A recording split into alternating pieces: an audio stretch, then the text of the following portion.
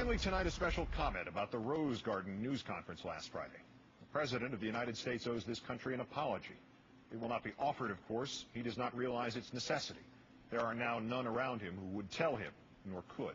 The last of them, it appears, was the very man whose letter provoked the President into the conduct for which the apology is essential.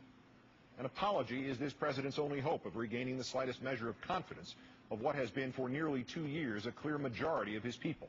Not confidence in his policies, nor in his designs, nor even in something as narrowly focused as which vision of torture shall prevail, his or that of the man who has sent him into apoplexy, Colin Powell. In a larger sense, though, the President needs to regain our confidence that he has some basic understanding of what this country represents, of what it must maintain if we are to defeat not only terrorists, but if we are also to defeat what is ever more increasingly apparent as an attempt to redefine the way we live here and what we mean when we say the word freedom.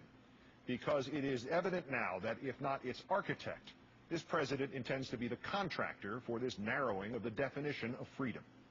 The President revealed this last Friday as he fairly spat through his teeth words of unrestrained fury directed at the man who was once the very symbol of his administration, who was once an ambassador from this administration to its critics, as he had once been an ambassador from the military to its critics.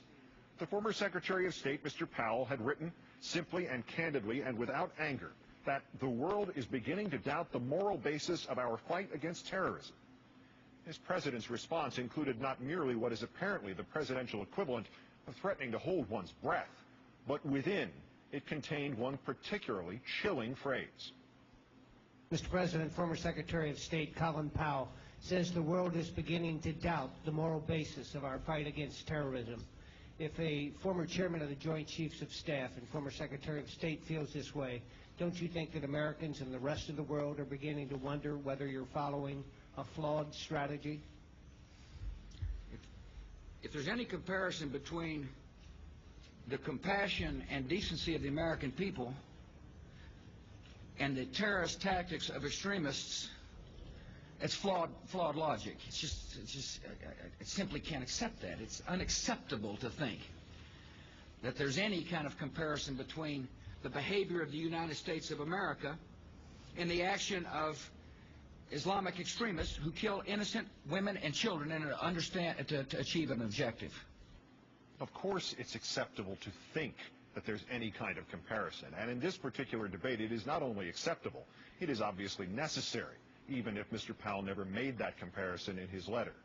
Some will think that our actions at Abu Ghraib or at Guantanamo or in secret prisons in Eastern Europe are all too comparable to the actions of the extremists. Some will think that there is no similarity, or if there is one, it is to the slightest and most unavoidable of degrees. What all of us will agree on is that we have the right, we have the duty to think about the comparison. And most importantly, that the other guy whose opinion about this we cannot fathom has exactly the same right as we do to think and say what his mind and his heart and his conscience tell him is right. All of us agree about that, except, it seems, this President.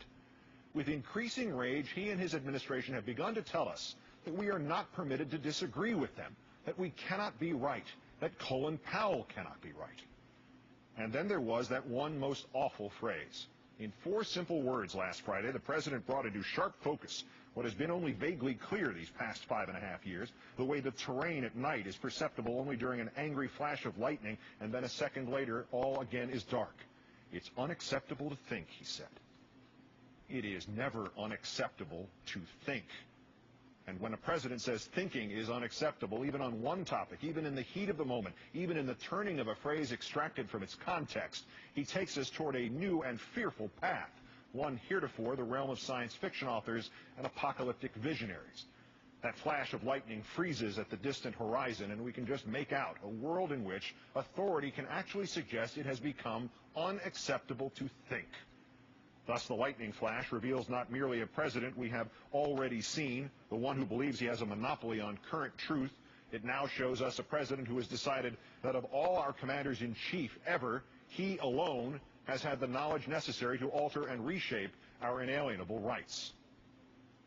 This is a frightening and a dangerous delusion, Mr. President. If Mr. Powell's letter, cautionary, concerned, predominantly supportive, can induce from you such wrath and such intolerance, what would you say were this statement to be shouted to you by a reporter or written to you by a colleague? Governments are instituted among men deriving their just powers from the consent of the governed. That whenever any form of government becomes destructive of these ends, it is the right of the people to alter or to abolish it and to institute new government. Those incendiary thoughts came, of course, from a prior holder of your job, Mr. Bush. They were the words of Thomas Jefferson. He put them in the Declaration of Independence. Mr. Bush, what would you say to something that antithetical to the status quo just now? Would you call it unacceptable for Jefferson to think such things or to write them?